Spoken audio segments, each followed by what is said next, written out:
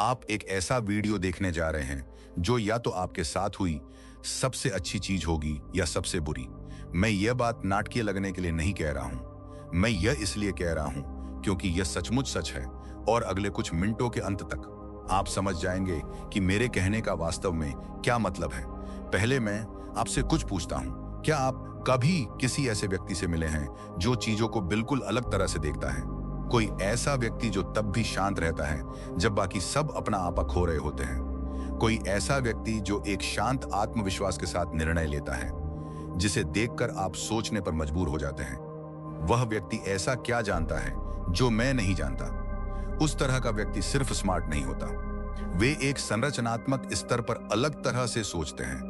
उनके निर्णयों के पीछे की वायरिंग औसत व्यक्ति की वायरिंग से अलग होती है और यह कोई ऐसा उपहार नहीं है जिसके साथ वे पैदा हुए थे। यह सोचने के पैटर्न का एक सेट है, ऐसे पैटर्न जिन्हें सीखा जा सकता है, अभ्यास किया जा सकता है और आपके व्यक्तित्व का हिस्सा बनाया जा सकता है। यह वीडियो इसी के बारे में है, विशेष रूप से मैकियावेली की बुद्धिमानी, असली वाली, हल्का किया हुआ संस्करण नहीं। वह सोच जिसने इतिहास के कुछ सबसे शक्तिशाली लोगों को आकार दिया है। लेकिन इससे पहले कि हम आगे बढ़ें, मुझे आपके साथ स्पष्ट होना होगा, ये विचार तटस्थ नहीं है। वही सोच जो एक व्यक्ति को सटीक, शांत और वास्तव में शक्तिशाली बनाती है, वही दूसरे व्यक्ति को ठंडा, गणना करने वाला और अंततः अकेला बना देती है। मैंने ऐसा होते देखा है। और डरावना हिस्सा यह है कि जो लोग गलत रास्ते पर जाते हैं उन्हें कभी पता ही नहीं चलता कि यह आ रहा है। वे सोचते हैं कि वे और तेज हो रहे हैं। उन्हें एहसास नहीं होता कि वे धीरे धीरे किसी ऐसे व्यक्ति में बदल रहे हैं जिसे वे खुद नहीं पहचान पाएंगे। इसलिए इस वीडियो के दो उद्देश्य हैं, आपको वह सोच सिखाना और आपको चेता ही आप इस पर नियंत्रण खो देते हैं तो इसकी क्या कीमत चुकानी पड़ती है। इन दो परिणामों के बीच का अंतर बुद्धिमत नहीं, यह कभी बुद्धिमत्ता थी ही नहीं। यह एक शब्द है, नियंत्रण।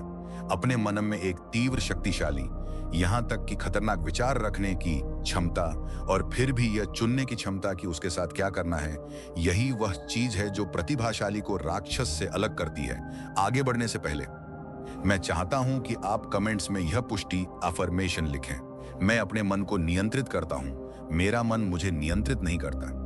अब चलिए इसमें गहराई से उतरते हैं।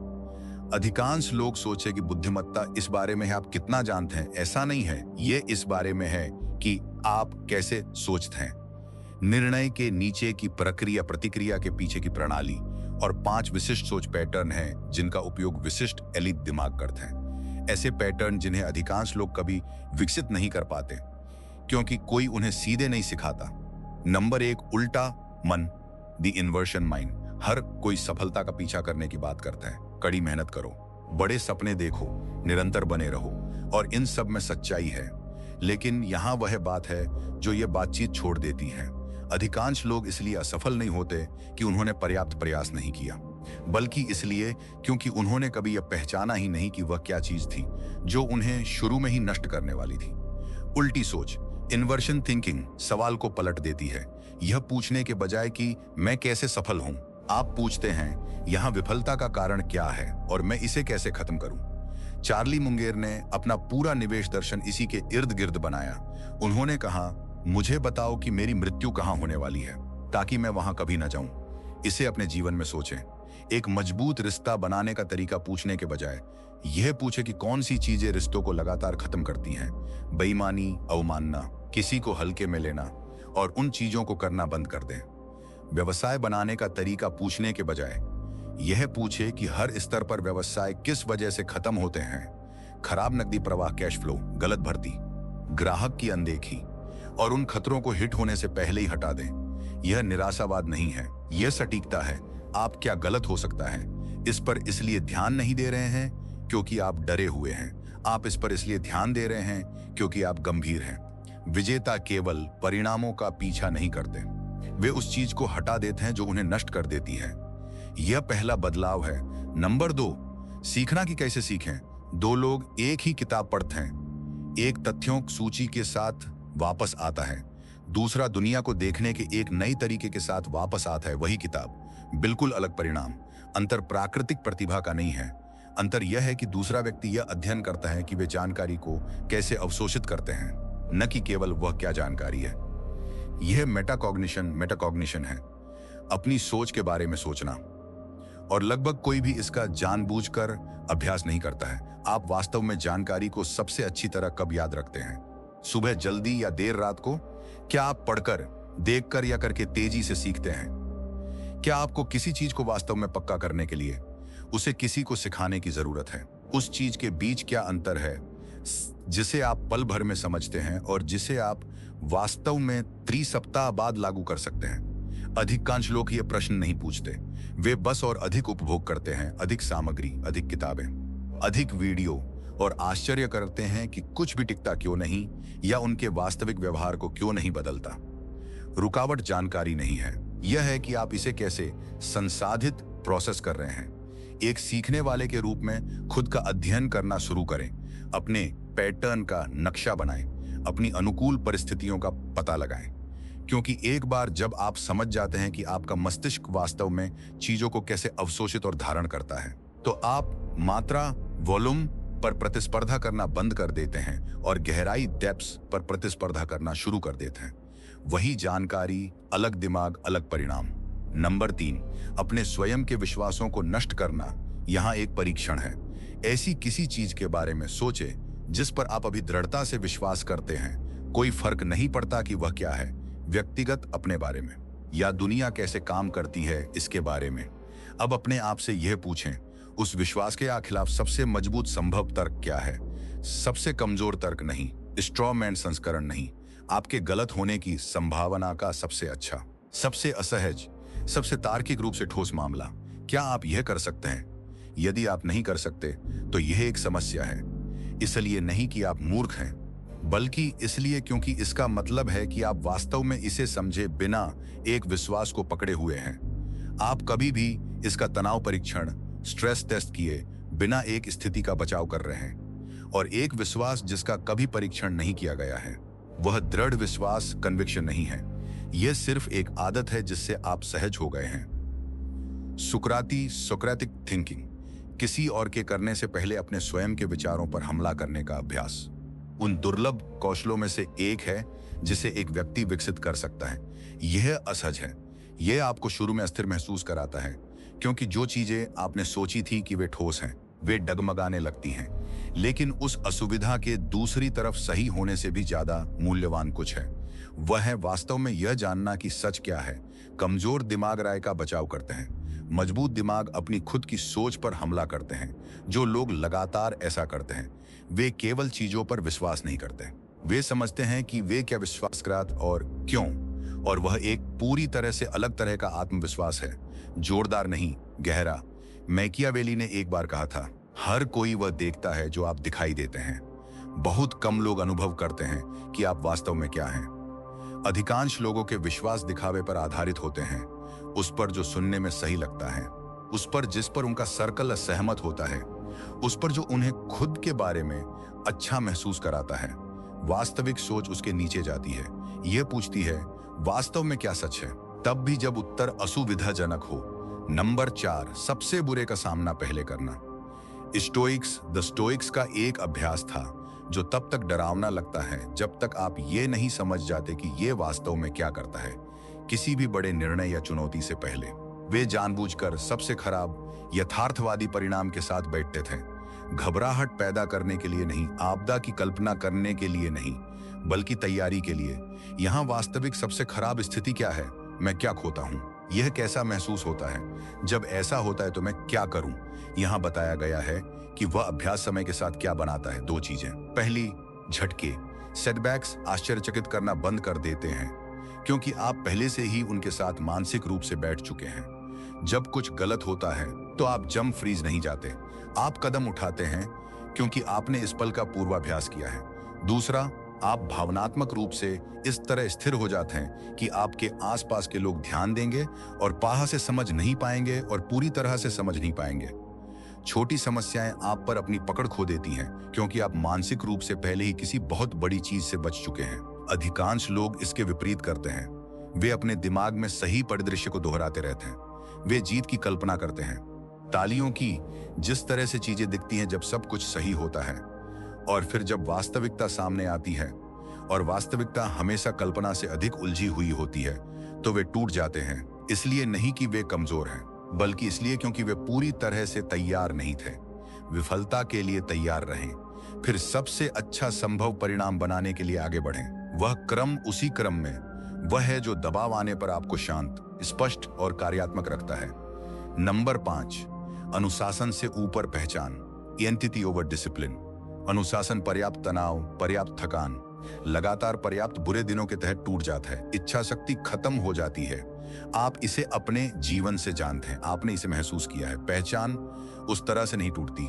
एक ऐसा व्यक्ति है जो शुद्ध अनुशासन के माध्यम से हर सुबह खुद को कसरत करने के लिए मजबूर करता है। वह अलार्म से लड़ता है, वह प्रतिरोध से लड़ता है।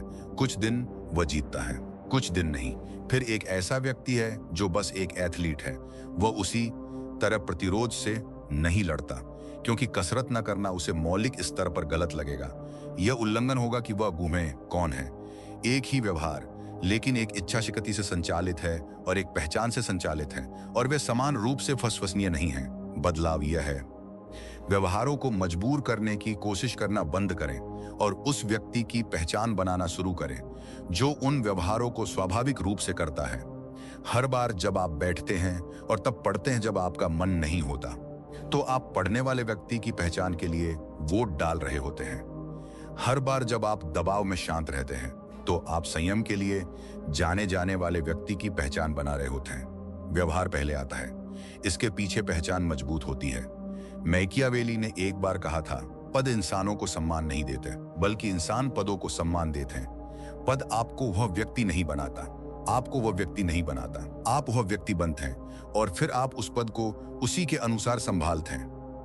उपलब्धि से पहले पहचान वह बने, परिणाम पीछे पीछे आएंगे। आप कार्यों के लिए जबरदस्ती नहीं करते, आप उस प्रकार के व्यक्ति बनते हैं जो उन्हें करता है। इस भाग में यह अंतिम और शायद सबसे शक्तिशाली बदलाव है। इस प्रतिज्ञान अफर्मेशन को टिप्पणियों में लिखें। मैं वही हूं जो मैं बनाता हूं। इस बिंदु पर आपके पास सोचने के ऐसे 5 उपकरण हैं जिन्हें अधिकांश लोग कभी विकसित नहीं कर पाते।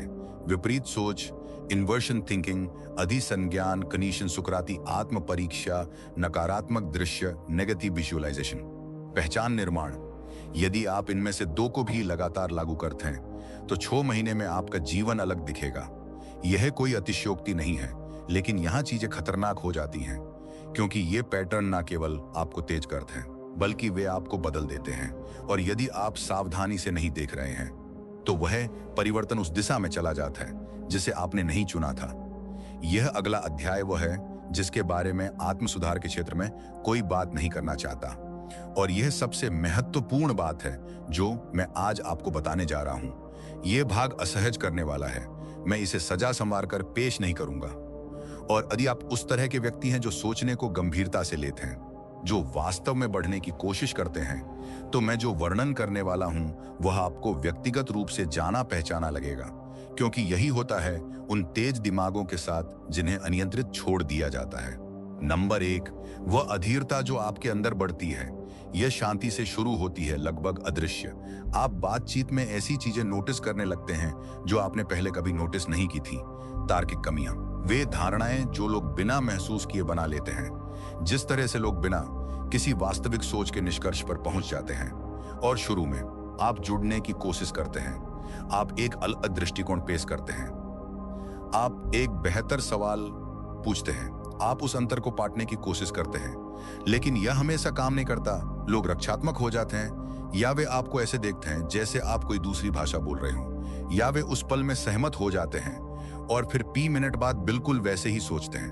और धीरे धीरे बिना कोई सचेत निर्णय लिए आप कोशिश करना छोड़ देते हैं, आप समझाना बंद कर देते हैं, आप मेलजोल बढ़ाना बंद कर देते हैं, आप बस लोगों को पीछे छोड़कर आगे बढ़ जाते हैं, गुस्से के साथ नहीं बल्कि उपेक्षा के साथ। यह स्पष्टता जैसा महसूस होता है जैसे कि आप बस कुशल बन रहे हैं, उन बातचीत पर ऊर्जा बर्बाद नहीं कर रहे हैं जिनका कोई परिणाम निकलता। यह स्पष्टता नहीं है, यह आपके आसपास की दुनिया से आपके जुड़ाव में पहली दरार है। वास्तविक शक्ति, वास्तविक प्रभाव के लिए धैर्य की आवश्यकता होती है। लोगों को साथ लाने की क्षमता, न कि केवल उनसे आगे निकल जाने की। एक नेता जो बहुत दूर आगे निकल जाता है वह नेतृत्व नहीं कर रहा है, वह बस अकेला चल रहा है। नंबर 2, यह भूल जाना कि भ्रम कैसा महसूस होता था। जब आप वास्तव में मेहनत करते हैं, जब आप वास्तविक सोचने के कौशल विकसित करते हैं और परिणाम देखते हैं, तो आप भूल जाते हैं कि उन उपकरणों को होने से पहले कैसा महसूस होता था।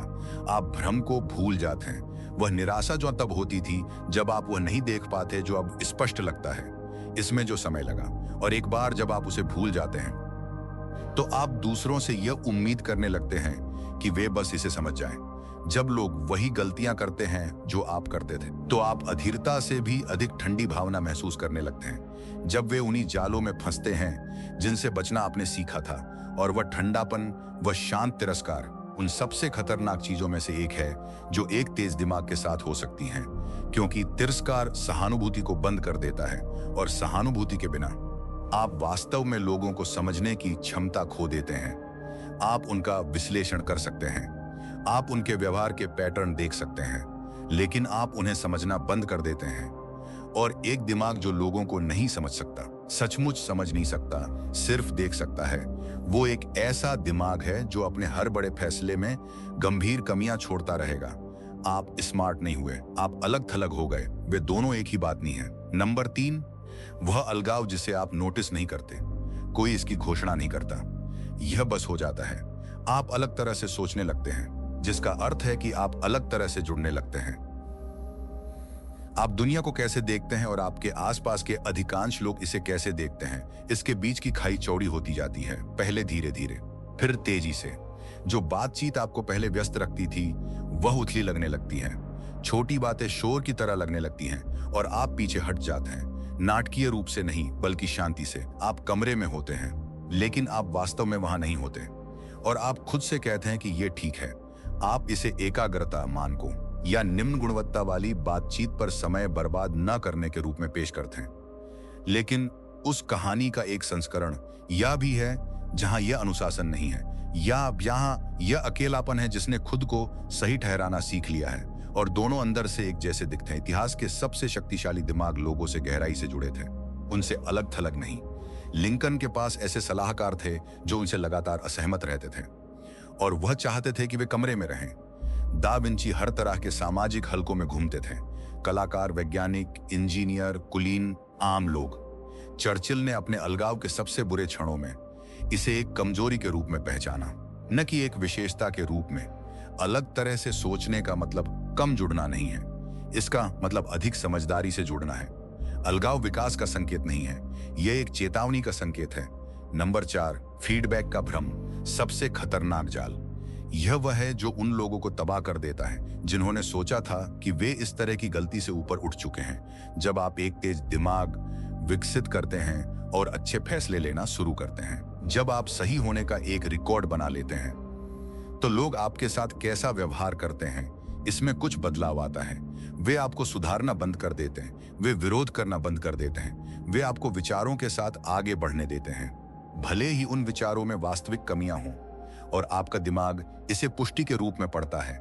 सन्नाटा सहमति जैसा लगता है। चुनौती की अनुपस्थिति इस बात का प्रमाण लगती है कि आप सही हैं, लेकिन वास्तव में यहाँ क्या हो रहा है?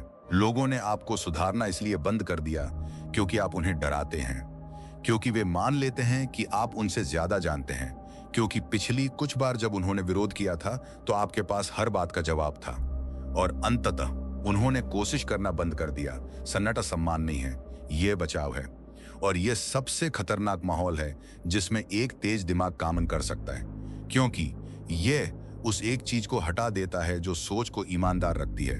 वास्तविक प्रतिरोध, जिस दिमाग में कोई प्रतिरोध नहीं होता, वह नरम पड़ जाता है, चाहे वह कितना भी तेज क्यों ना शुरू हुआ हो।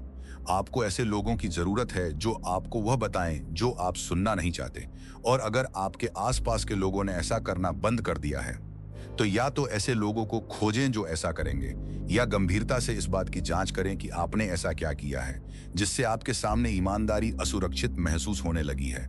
जिस क्षण लोग आपको चुनौती देना बंद कर देते हैं, वही क्षण आपके पतन की शुरुआत होती है। यह नाटकीय रूप से नहीं, बल्कि शांति से होता है, और जब तक आप इसे नोटिस करते हैं, नुकसान पहले ही गहरा हो चुका होता है। इसी तरह राक्षस का निर्माण होता है किसी एक नाटकीय चुनाव से नहीं, क्रूर बनने के निर्णय से भी नहीं, बल्कि धीमी दूरी के माध्यम से। बढ़ती हुई अधीरता, मिटती हुई सहानुभूति, गहराता हुआ अलगाव, गायब होता फीडबैक और एक ऐसा दिमाग जो सिद्धांत में तो तेज होता जाता है लेकिन व्यवहार में और अधिक गलत होता जाता है। अब सवाल यह है कि आप इसे कैसे रोकते हैं। आप खुद को जानने लायक बनाए रखने वाली खूबियों को खोए बिना शक्ति को कैसे बरकरार रखते हैं। तीसरा अध्याय इसी बारे में है और यह वह हिस्सा है जिसे लोग छोड़ देते हैं क्योंकि यह सुनने में नरम लगता है। यह वैसा नहीं है, यह वास्तव में सबसे कठिन हिस्सा है। मुझे किसी बात पर सीधा होने दें। इस भाग की हर चीज सुनने में सरल लगती है और इसे समझना सरल है, लेकिन इसे करना वास्तव में कठिन है क्योंकि इसके लिए आपको उस अहंकार के खिलाफ सक्रिय रूप से काम करने की आवश्यकता होती है जिसे तेज सोच अक्सर विकसित कर देती है। चुनौती अवधारणाएं नहीं है, चुनौती उनका लगातार क्रियान्वयन है, वह भी तब जब आपका अपना दिमाग आपसे कह रहा हो कि आप पहले से ही ठीक हैं। नंबर 1, क्रूर फीडबैक की तलाश करें सक्रिय रूप से। हकीकत यह है कि लोग आपको अपने आप ईमानदार फीडबैक नहीं देंगे, तब नहीं जब आपने खुद को एक ऐसे व्यक्ति के रूप में स्थापित कर लिया हो जो जानता है कि वह क्या कर रहा है, तब नहीं जब आपने अतीत में यह सूक्ष्म रूप से स्पष्ट कर दिया हो कि आपके पास हर आलोचना का जवाब है। वे सच्चाई को तब तक नरम करेंगे जब तक कि उसका कोई असर न हो। वे हाँ में हाँ मिलाएंगे, वे चीजों को जाने देंगे। इसलिए आप ईमानदार फीडबैक के आने का इंतजार नहीं कर सकते, आपको उसकी तलाश में निकलना होगा। इसका मतलब है विशिष्ट असहज प्रश्न पूछना और वास्तव में उत्तर सुनना। आप क्या सोचते हैं जैसा सवाल नहीं जो आपको पॉलिश किए हुए सुरक्षित जवाब देता है, बल्कि अभी मैं सबसे बड़ी गलती क्या कर रहा हूं, मैं इसके प्रति अपने दृष्टिकोण में कहां गलत हूं। अगर यह आपका निर्णय होता तो आप क्या बदलते। और फिर सबसे कठिन हिस्सा, जब कोई उत्तर देता है तो आप बचाव नहीं करते, आप सफाई नहीं देते, आप तुरंत उनके फीडबैक को गलतफहमी का नाम नहीं देते, आप उसे स्वीकार कर उसके साथ बैठते हैं। इसका अर्थ उन लोगों को सक्रिय रूप से खोजना भी है जो विरोध करेंगे। वे लोग नहीं जो केवल मनोरंजन के लिए विपरीत तर्क देते हैं, बल्कि वे लोग जो आपकी कमियों को देख सकें और आपको उनके बारे में बताने के लिए पर्याप्त ईमानदार हों। ऐसे लोग दुर्लभ हैं।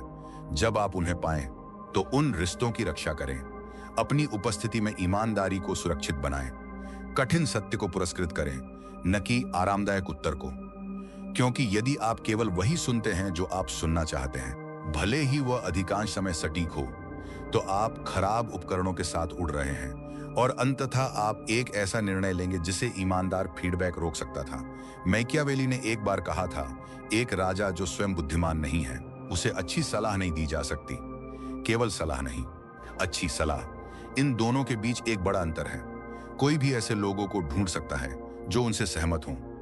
दुर्लभ कौशल एक ऐसा वातावरण बनाना है जहां सच वास्तव में आप तक पहुंचे और आप इतने बुद्धिमान हों कि उसका उपयोग कर सकें। नंबर 2, वास्तविकता से जुड़े रहें। एक तेज दिमाग जो ज्यादातर अपने ही सिर में रहता है, वह वास्तविक दुनिया की तुलना में अपने मॉडलों पर अधिक भरोसा करने लगता है। आप चीजें कैसे काम करती हैं इसके लिए मानसिक ढांचा बनाते हैं और वे ढांचे अच्छे होते हैं, वास्तव में अच्छे, लेकिन वे अभी भी मॉडल हैं, एक जटिल वास्तविकता के सरलीकृत संस्करण। और जिस क्षण आप मॉडल को अपने सामने मौजूद वास्तविक सबूतों से अधिक विश्वसनीय मानना शुरू कर देते हैं, आप समझदार से अहंकारी बन जाते हैं। वास्तविकता ही एकमात्र वास्तविक परीक्षा है, न कि यह कि कोई बात कितनी तार्किक लगती है या आप किसी तर्क में उसका कितना अच्छा बचाव कर सकते हैं। जब आप उसे वास्तविक दुनिया के संपर्क में लाते हैं तो वास्तव में क्या होता है, यही परीक्षा है और इसका कोई विकल्प नहीं है। खेल में बने रहें, चीजें बनाएं, चीजों का परीक्षण करें, निर्णय लें, देखें कि क्या होता है और सुधार करें। कार्रवाई के बारे में सोचने में इतना समय न बिताएं कि आप वास्तव में कार्रवाई करना ही बंद कर दें, क्योंकि बिना कार्रवाई के सिद्धांत फीडबैक से बचने का एक बहुत ही परिष्कृत तरीका है। मैंने अब तक जिन सबसे तेज विचारकों का अध्ययन किया है, जिन्होंने ऐसी चीजें बनाई जो टिकी रहीं, उन सभी में एक बात समान थी। वे छोटी छोटी चीजों में जल्दी गलत होना पसंद करते थे ताकि वे बाद में बड़े तरीकों से सही हो सकें। उन्होंने अपने विचारों की रक्षा नहीं की, उन्होंने उनका परीक्षण किया। इसमें एक प्रकार का बौद्धिक साहस है। अपनी सोच को वास्तविक दुनिया के संपर्क में लाना और वास्तविकता को अंतिम निर्णय लेने देना। जमीन से जुड़े रहें, खेल में बने रहें, वास्तविकता को वह सिखाने दे जो आपका अपना दिमाग नहीं सिखा सकता। अब मैं चाहता हूं कि आप इस प्रतिज्ञान को टिप्पणियों में लिखें। मैं हमेशा जमीन से जुड़ा रहता हूं। नंबर 3, शक्ति की परीक्षा होने से पहले अपना व्यक्तिगत कोड बनाएं। यह गैर परक्राम्य है और इसका समय अधिकांश लोगों की तुलना में अधिक मायने रखता है। शक्ति चरित्र को प्रकट नहीं करती, वह उसे बढ़ा देती है। प्रभाव, लाभ, संसाधन या कौशल होने से पहले आप जो भी हैं, शक्ति उसे लेती है और उसे बड़ा बना देती है।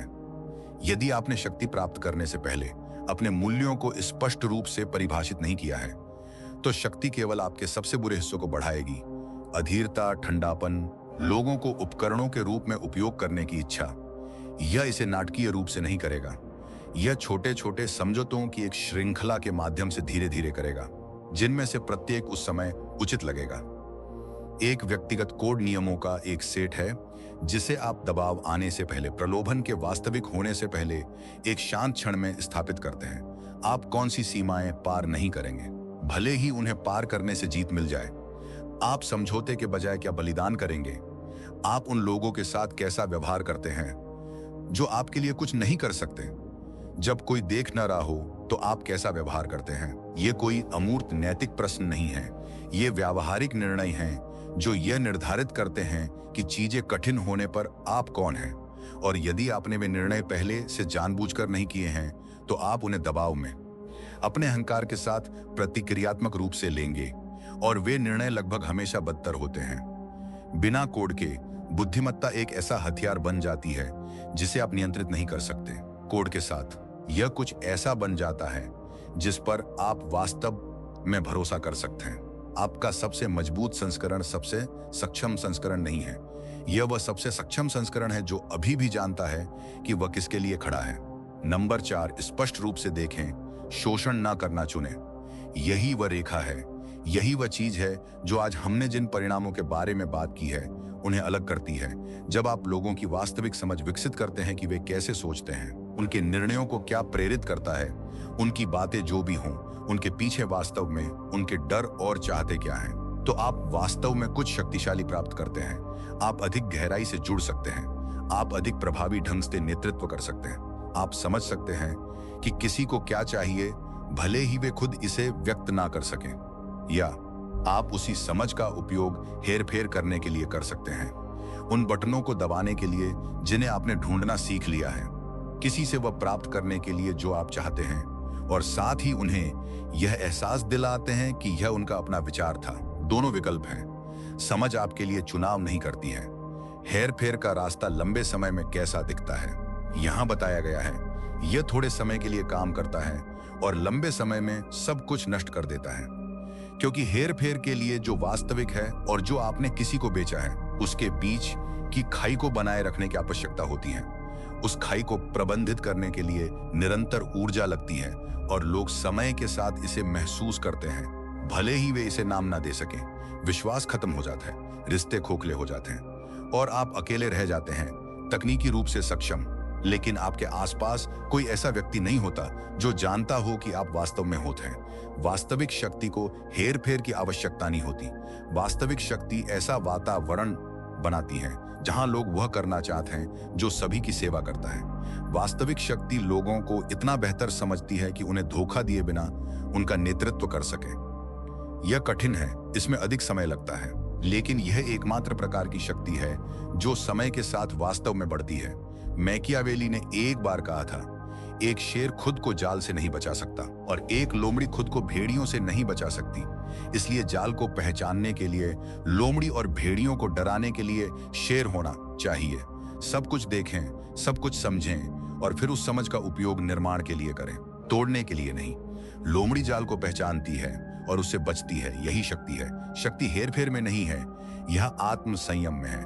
इस प्रतिज्ञान को टिप्पणियों में लिखें। मेरी शक्ति मेरा संयम है। मुझे सब कुछ शुरुआत में वापस लाने दें। दो लोग, एक ही वीडियो, एक ही विचार, उनके सामने एक ही ज्ञान। उनमें से एक विपरीत सोच लेता है और इसका उपयोग कुछ वास्तविक बनाने के लिए करता है। खतरों को आने से पहले हटा देता है, स्पष्टता के साथ आगे बढ़ता है। वह अन्य लोगों के बजाय खुद को चुनौती देने के लिए सुकराती सोच का उपयोग करता है। वह दबाव में शांत रहने के लिए नकारात्मक दृश्य का उपयोग करता है, क्योंकि वह मानसिक रूप से पहले ही सबसे बुरे दौर गुजर चुका है। वह अपनी पहचान उस व्यक्ति के इर्द गिर्द बनाता है जो वह बन रहा है। वह फीडबैक की तलाश करता है। वह जमीन से जुड़ा रहता है। वह अपना कोड परिभाषित करता है। वह लोगों को स्पष्ट रूप से देखता है और ईमानदारी से उनका नेतृत्व करना चुनता है। वह शक्तिशाली बनता है और ऐसा करते हुए वह मानवीय बना रहता है। दूसरा व्यक्ति उन्हीं विचारों को लेता है और उनका उपयोग उस दूरी को सही ठहराने के लिए करता है जो वह पहले से ही अपने और दुनिया के बीच बना रहा था। वह और तेज, अधिक सटीक और ठंडा हो जाता है। वह खुद को समझाना बंद कर देता है। वह फीडबैक मांगना बंद कर देता है, क्योंकि उसने ये मानना बंद कर दिया है कि इसकी आवश्यकता है। वह लोगों के बंद कर दिया है कि उसे इसकी आवश्यकता है। उसका उपयोग करना शुरू कर देता है। वह कुछ चीजें जीतता है, वह लोगों को खो देता है, और एक दिन वह एक ऐसे कमरे में बैठा होता है जिसे उसकी अपनी बुद्धिमत्ता ने बनाया है और उसमें कोई नहीं है। वही ज्ञान दो अलग अलग चुनाव, और चुनाव एक पल में नहीं किया जाता। ये महीनों और वर्षों में सैकड़ों छोटे पलों में किया जाता है जो ये जोड़ते हैं कि आप कौन हैं। यहाँ वह बात है जो मैं चाहता हूं कि आप इससे सीखें। बेहतर सोचना आपको शक्तिशाली बना देगा, लेकिन नियंत्रण के बिना यह आपको अकेला बना देगा। इसलिए नहीं कि दुनिया एक तेज दिमाग को संभाल नहीं सकती, बल्कि इसलिए क्योंकि एक व्यक्तिगत कोड के बिना, सहानुभूति के बिना, फीडबैक के बिना, वास्तविक मानवीय जुड़ाव के बिना एक तेज दिमाग अंततः खुद के ही खिलाफ हो जाएगा।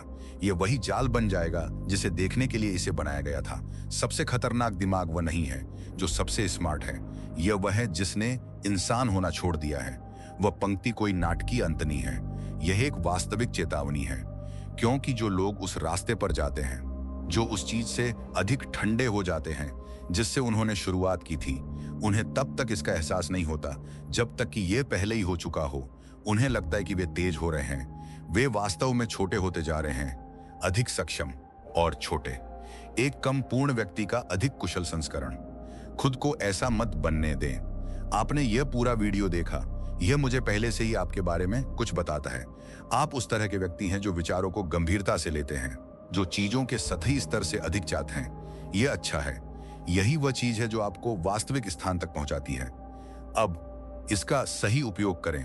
जाने से पहले, यदि इस वीडियो ने आपको सोचने पर मजबूर किया, यदि एक भी विचार ने खुद को या दुनिया को देखने के आपके तरीके को बदल दिया, तो लाइक बटन दबाएं और इसे किसी ऐसे व्यक्ति के साथ साझा करें जिसके बारे में आपको लगता है कि वह तैयार है।